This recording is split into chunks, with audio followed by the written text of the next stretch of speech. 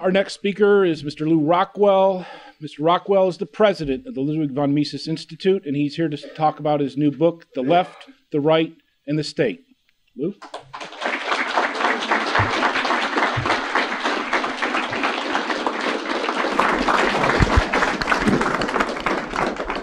The left, the right, and the state, three of my least favorite things. Well, it's great to be here in this lineup talking about this subject just at a moment when we've moved from a regime of fascism and socialism to one of socialism and fascism. I do want to publicly thank Judy Thomason for saving me from the original title of this book. The dedication page, I mentioned Mises is great. A motto adopted as a boy from Virgil, "Tune cedi malis sed contra adentior ito," that is, do not give in to evil, but proceed ever more boldly against it. So the original title of this book was "Tune cedi malis," and Judy said, So the present title is the former subtitle, and of course, far better. I'm just going to read the short introduction to this book, and then take questions if you have any. In American political culture, and world political culture too, the divide concerns in what way the state's power should be expanded. The left has a laundry list, the right does too. Both represent a grave threat to the only political position that is truly beneficial to the world and its inhabitants, liberty. What is the state? It is that group within society that claims for itself the exclusive right to rule everyone under a special set of laws that permit it to do to others what everyone else is rightly prohibited from doing, namely aggressing against person and property. Why would any society permit such a gang to enjoy an unchallenged legal privilege? Here is where ideology comes into play. The reality of the state is that it is a looting and killing machine. So why do so many people cheer for its expansion? Why indeed do we tolerate its existence at all? The very idea of the state is so implausible on its face that the state must wear an ideological garb as a means of compelling popular support. Ancient states had one or two. They would protect you from enemies, and they were ordained by the gods. To a greater and lesser extent, all modern states still employ these rationales, but the democratic state in the developed world is more complex. It uses a huge range of ideological rationales parsed out between left and right that reflect social and cultural priorities of niche groups, even when many of these rationales are contradictory. The left wants the state to redistribute wealth, to bring about equality, to rein in business, to give workers a boost, to provide for the poor, to protect the environment. I address many of these rationales in this book with an eye towards particular topics in the news. The right, on the other hand, wants the state to punish evildoers, to boost the family, to subsidize upright ways of living, to create security against foreign enemies, to make the culture cohere, and to go to war to give ourselves a sense of national identity. I also address these rationales. So how are these competing interests resolved? They log roll and call it democracy.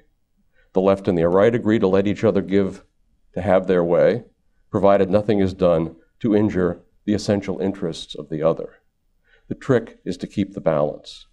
Who is in power is really about which way the log is rolling. And there you have the modern state in a nutshell.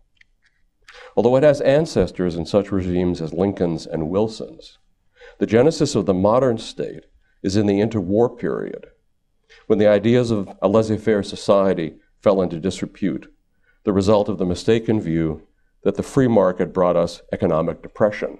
Sounds familiar. So we had the New Deal, which was a democratic hybrid of socialism and fascism. The old liberals were nearly extinct. The US then fought a war against the totalitarian state, allied to a totalitarian state, and the winner was Leviathan itself. Our Leviathan doesn't always have a chief executive who struts around in military costume. But he always enjoys powers that the Caesars of old would envy. The total state today is more soothing and slick than it was in its interwar infancy, but it is no less opposed to the ideals advanced in these pages. How much further would the state have advanced, however, had Mises and Rothbard and many others not dedicated their lives to freedom? We must become the intellectual dissidents of our time, rejecting the demands for statism that come from left and right, and we must advance a positive program of liberty, which is as radical, fresh, and true as it ever was. Thank you.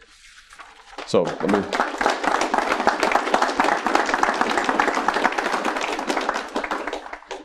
Have any questions, or is everybody ready for lunch? Yes? Yeah, seeing Barack Obama's going to lead us in unprecedented levels of bailouts, how did you see the Depression hit? Well, you know, I keep thinking that we're in uncharted waters. I mean, at least in the 1930s, there was still a partial gold standard. I mean, there were some restraints on the central bank. Never, of course, in human history have we been in a situation in which no central bank was restrained, and that they all have an entirely discretionary monetary policy. And we've seen the U.S. central bank create, we don't entirely know, but more than probably $9 trillion in new money since the crisis began. Seems like, of course, as we know, Bush and Obama are duplicating the policies of Hoover and Roosevelt, but building on a much bigger state, much more interventionist. I don't know. I mean, it seems to me, you know, at my worst moments, I think they're actually capable of preventing a recovery from ever taking place. On the other hand, as Frank Shostak argues, when we begin to have a recovery, and my guess is he's right, that then the banks will disgorge their reserves. It's a wonderful moment when the banks all seem Rothbardian. They're all running practically 100% reserves. But at that moment, the banks begin to disgorge their reserves, and then he says we have hyperinflation very, very quickly. So you know, you don't know which, you know, it seems like we have two bad alternatives. But they've put us into a very bad situation. And it seems like, to me, like they've, you know, in some sense, even before our eyes, moving from crazy Keynesianism, as bad as that is, to socialism. And certainly there are many totalitarian impulses in this bunch. And I think that, you know, I must say I found it hard to believe there could be anybody worse than Bush. But, of course, there is. It's always the next guy. Who was it who said that sooner or later every president makes you nostalgic for his predecessor? Took a short time in this case. Not that I think that Bush wouldn't have bailed out everything and run crazed Keynesian policies too. After all, Greenspan and Bernanke are his appointees. I mean, he comes from the conservative Keynesianism of the Republican Party that has characterized the Republican Party, I guess always, except when they were in opposition against Roosevelt, it didn't characterize them, but in power, it's always characterized them. So I don't know. I must say it doesn't look good. On the other hand, the opposition is far greater than it ever was. I mean, who was the intellectual opposition in the 30s? I mean, you had Mises in Europe, and you had Hayek. You had Hazlitt. You had Benjamin Anderson. But I mean, Garrett Garrett. I mean, there were just a handful of people, magnificent people, but just a handful. Now, you know, many thousands understand Austrian business cycle theory. It has vast new attention. Jeff Tucker distributed an article that was in Barron's today about the Austrians were right, even though he thought that the solution advanced by the Austrians is too harsh, as he put it. So I think that I still have hope because of the vast amount of learning and education that's taking place. So I think there's just far more opposition. The Republicans overnight, of course, are talking like us, as they always seem to do when they're out of power. So I think that I think maybe there's a chance they're not going to get away with this, but they're certainly trying everything bad. And as I said in a recent column, maybe it's time to reread the Black Book of Communism, just so we all realize why we don't want Obama to go where he seems to be headed. Yes. My mom articulates a view that I think is actually really common, maybe not among the people at this conference, but among a lot of Americans, which is that swing from left to right, that this is a great virtue of American democracy. It's moderation. We haven't fallen into a Soviet Union, a Bolshevik revolution, nor a sort of a Nazi kind of takeover. We're a middle of the road country. We just gently go, and this is a wonderful thing about America. I just wanted to. Well, so we only have like moderate Bolshevism or moderate Nazism. Well, we know Mises said, middle of the road leads to socialism, right? I mean, of course, and that's what's happening. So that all the interventions lead to more interventions to correct the interventions, leading to more. But this is like, I don't believe in democracy. I don't believe in the American democracy. I think Hans Hermann Hoppe is cured anybody who's read his great book of that myth.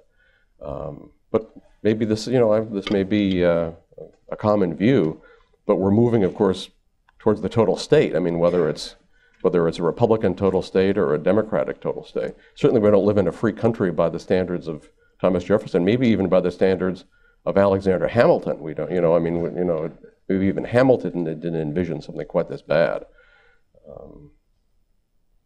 But everybody's convinced that because there's a vote, things can't go too bad. Well, this is the biggest, richest, most powerful state in the history of the world, the U.S. state. And of course, it's an empire that claims control over every country in the world that it wants control over. I mean, claims the right to have its huge bottom mapping ship, which is designed to enable the American killer submarines to go in without hitting anything on the bottom, going 75 miles off the Chinese coast, right off their big submarine base. And of course, the U.S., if somebody brought something in 75 miles off San Diego, you'd capture it or sink it or something, because the U.S. says you can't do that here. But U.S. claims power, and domination, hegemony everywhere, and seems to almost have the view of Genghis Khan, who believed that the gods had given him control over the whole earth, and therefore anybody who was opposing him was blasphemous, as well as stupid. So the U.S. seems to believe that God has given, the U.S. government control over the whole earth, and anybody opposing, you don't actually have a right to oppose the U.S. It's actually a crime to, for a country the U.S. is targeting to defend itself, just as Genghis Khan thought. So this is an extraordinary government. On the other hand, as we all know, who've read de la Boétie and Mises and Rothbard and Hume and the others, that governments all depend on the consent of the governed, and that consent can change. There are some people who think that this whole crisis was brought on deliberately by the power elite. Obviously, I don't agree with that. I don't think they're that smart, and they're much too arrogant in their belief in their power and the ability of their printing press and their guns to achieve any ends. But one of the reasons they would not bring on a crisis like this is because it's so destabilizing. Indeed, it's destabilizing for the whole regime. So this is another reason to be optimistic. The climate of opinion can change, and when it changes, can change very, very quickly. So, this is why we need to keep up, why you all need to keep teaching. We all need to keep writing, and I think we're having an effect. Now, again, there's always a fight between power and market, as Murray said. We just have to keep fighting for the market. I agree with you that the crisis is quite destabilizing, but isn't that kind of what governments want? I mean, Rahm Emanuel obviously wants destabilization. He wants government to take control in crisis situations. No, and of course, you're right. I mean, governments also love crises. They love 9/11. They should have like a government holiday for that. They just, because of course every state would like to be a totalitarian state. Although my guess is they've actually learned they don't want public ownership of the means of production, because it means they're all poor too. So I think they've learned that, but other than that, they want a totalitarian, a fascist state, in other words, a public-private. But the reason we don't have it is because of public opposition. But when public opposition withdraws, as it did after 9/11, then of course the state immediately expands. So they love crises, and they love this, this present crisis for that same reason. But it's still destabilizing because it makes them look bad. And also, one other point of optimism, Tom Woods' book, and I think, the work of Ron Paul and the work of Rothbard and Mises and so many others have helped, for the first time in history, target the Fed. I mean, people are actually aware of the Federal Reserve. When I was a boy, the Federal Reserve was just a name on your bills, and it was, supposed to make your eyes glaze over. Pay no attention, it's boring. Of course, the fact that you're being ripped off is actually very interesting. And millions are aware of the Fed and hate the guts of the Fed. This is why Alan Greenspan wrote that article in the Wall Street Journal saying, don't blame me, don't blame the Fed, it's the Asians or whatever, whoever. They loaned us too much money, that was the trouble. So there's, again, reason to be optimistic. Again, because people are aware of the Federal Reserve. Many Americans hate the Federal Reserve. I think this is increasing. And of course, it's important to target the villain, and the villain of the piece is, of course, the Federal Reserve. You're not supposed to even know about it, think about it, so I think that worries them. I think that animated Bernanke speech, who, he again says, it's not us. Federal Reserve always cures the crises, but never causes the crises. That's the rule, believe it, think it, that's it. Well, the reason, why are they saying these things? You've never seen a Fed chairman, Arthur Burns or whatever, ever defend the Fed like that. It's because of us. So, very good. Mark, we done? Is that it? Thank you very much.